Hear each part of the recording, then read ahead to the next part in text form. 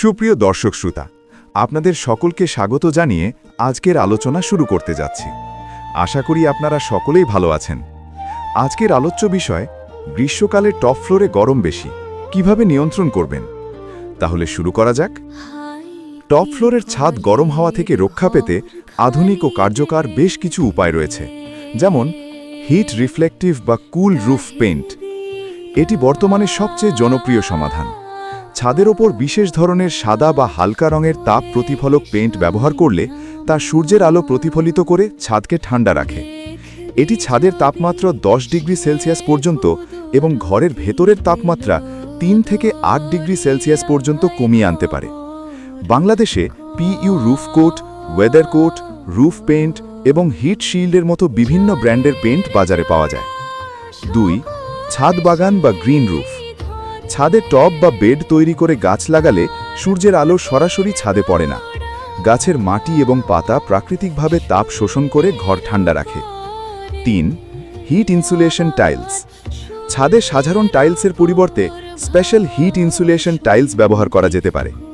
এই টাইলসগুলোর ভেতরে ইপিএস বা থার্মোকল লেয়ার থাকে, যা তাপ প্রতিরোধক হিসেবে কাজ করে।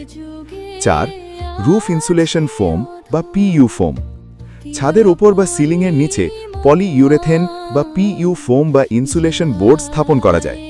এটি তাপ প্রবাহের শক্তিশালী বাধা তৈরি করে এবং এসির খরচ কমাতেও সাহায্য করে। 5. ছাদের উপরিতলে হলো ব্রিক্স বসিয়ে তার উপরে সিসি ঢালাইও দেওয়া যেতে পারে। হলো ব্রিক্স তাপ প্রতিরোধক হওয়ায় ঘরের তাপমাত্রা কমিয়ে রাখতে পারে। অনেকেই এটা ব্যবহার করে থাকে, এটাও বেশ কার্যকর।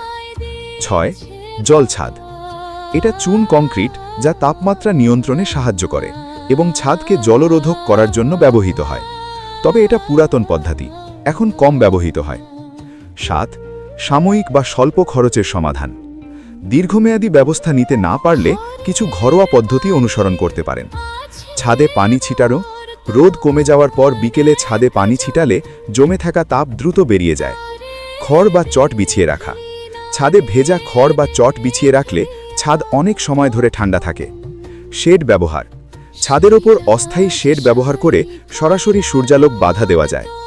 যাই হোক, দীর্ঘমেয়াদী সমাধানের জন্য মানসম্মত ওয়াটারপ্রুফিং সহ হিট রিফ্লেকটিভ পেইন্ট ব্যবহার করা সবচেয়ে সাশ্রয়ী এবং কার্যকরী।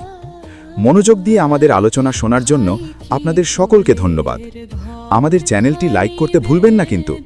আপনাদের অনুপ্রেরণায় আমরা নতুন নতুন ভিডিও তৈরি করব। সবাই ভালো থাকুন এবং সাবধানে থাকুন। ভিডিওটি লাইক করার জন্য আবারও সকলকে ধন্যবাদ।